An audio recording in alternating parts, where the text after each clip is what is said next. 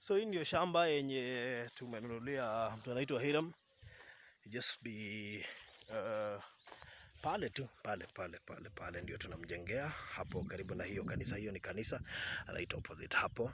Hawa ni watu, huyo mmoja ni engineer, mwingine amekuja wawili wa hapa wamekuja kuona hii shamba. Kama unataka hii shamba pia unaweza nunua. Hawa wawili wamekuja kuona shamba na wamesema wako interested. Hapa kuna plots nafikiri kama 9 hazijanunuliwa. Kwa hivyo ukitaka kukuja kuwa jirani ya Hiram, you are most welcome. Hii ndio shamba yote. Ukiangalia vizuri, wacha nikuzumia ndio uone kuna watu wamejenga huku. Ni residential, most of them ni residential. Ukiangalia hizo ni nyumba, hizo ni residential.